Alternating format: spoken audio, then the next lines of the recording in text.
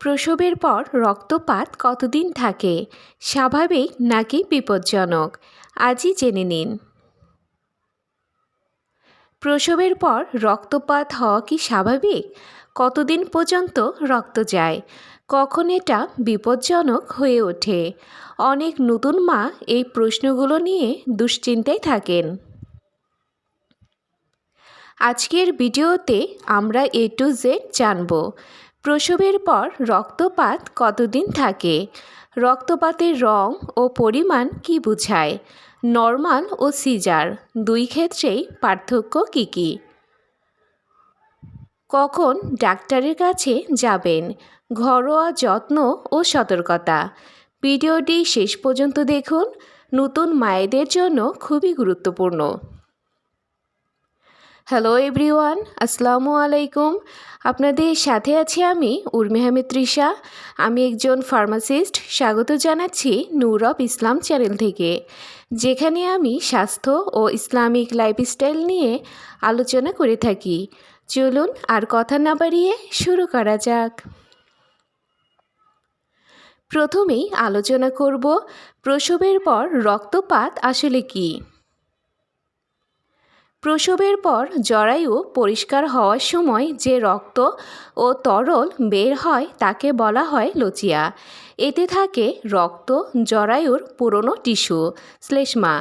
এটি একটি স্বাভাবিক প্রক্রিয়া, ভয়ের কিছু নেই যদি সীমার মধ্যে থাকে।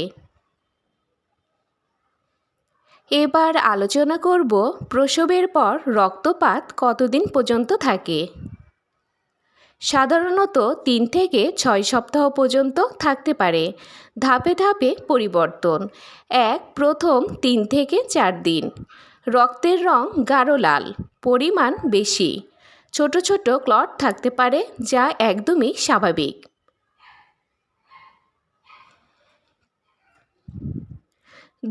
5 থেকে 10 দিন। রং লালচে বা বাদামি, পরিমাণ ধীরে ধীরে কমে। এটি উন্নতির লক্ষণ।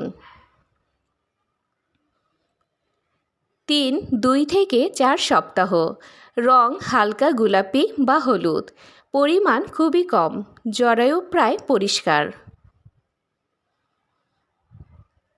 4 থেকে 6 সপ্তাহ। রং সাদা বা হালকা স্বচ্ছ, অনেকের ক্ষেত্রে এটি বন্ধ হয়ে যায়। এবার আলোচনা করব নর্মাল ডেলিভারি বনাম সিজার। নর্মাল ডেলিভারি রক্তপাত তুলনামূলকভাবে বেশি, সময় 4 থেকে 6 সপ্তাহ। সিজার ডেলিভারি শুরুতে রক্ত কম মনে হলেও ভেতরে জরায়ু পরিষ্কার হওয়া, রক্তপাতের সময় প্রায় একই। এবার আলোচনা করব কখন রক্তপাত বিপজ্জনক হতে পারে। এই লক্ষণগুলো থাকলে দ্রুত ডাক্তার দেখান। প্রতি ঘন্টায় 1টির বেশি প্যাড ভিজে যাচ্ছে, বড় বড় রক্তের ক্লট, লেবুর আকার, তীব্র পেট ব্যথা, জ্বর ও দুর্গন্ধযুক্ত রক্ত, মাথা ঘোরা বা দুর্বলতা। এবার আলোচনা করব প্রসবের পর বেশি রক্তপাতের কারণ কী কী। জরায়ু ঠিকমতো সংকুচিত না হওয়া, জরায়ুতে সংকোচন, প্ল্যাসেন্টার অংশ রয়ে যাওয়া, অতিরিক্ত পরিশ্রম ও রক্ত স্বল্পতা। এবার দেখে নেওয়া যাক ঘরোয়া যত্ন ও করণীয় কী কী। পর্যাপ্ত বিশ্রাম, ভারী কাজ এড়িয়ে চলুন, বেশি হাঁটাহাঁটি নয়। 2 পরিষ্কার পরিচ্ছন্নতা, নিয়মিত প্যাড বদলান, হাত পরিষ্কার রাখুন।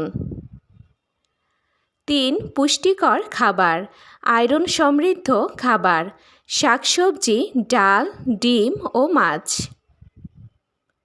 4 বুকের দুধ খাওয়ানো, জরায়ু সংকুচিত হতে সাহায্য করে, রক্তপাত দ্রুত কমে।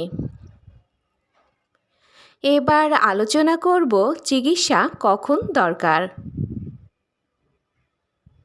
রক্তপাত বন্ধ না হলে, সংক্রমণের লক্ষণ থাকলে,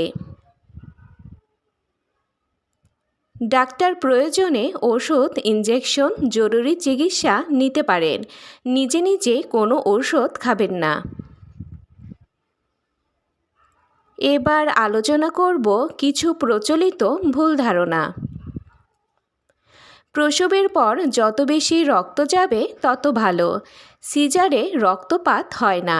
1 মাসের বেশি হলে ভয়ের কিছু নেই। এগুলো সম্পূর্ণই ভুল ধারণা। প্রসবের পর রক্তপাত হওয়া স্বাভাবিক, কিন্তু এর সময়, পরিমাণ ও লক্ষণ বুঝে নেওয়া খুবই জরুরি। নিজের শরীরের পরিবর্তন অবহেলা করবেন না। সময় মতো ব্যবস্থা নিন। এই ভিডিওটি নতুন মায়েদের জন্য উপকারী হলে একটা লাইক দিন, অন্য মায়েদের সাথে শেয়ার করুন এবং আমাদের চ্যানেলটি সাবস্ক্রাইব করে পাশে থাকুন। আজকের মতো এই পর্যন্তই। সবাই ভালো থাকবেন, সুস্থ থাকবেন। আল্লাহ হাফেজ।